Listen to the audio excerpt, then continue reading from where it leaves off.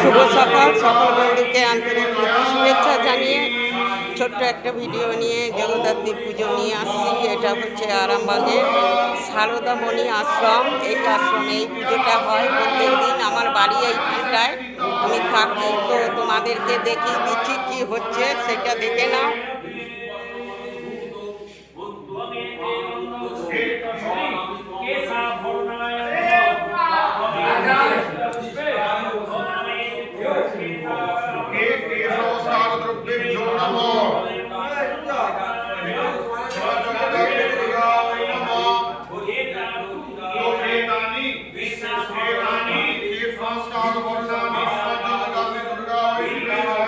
আজকে এখানে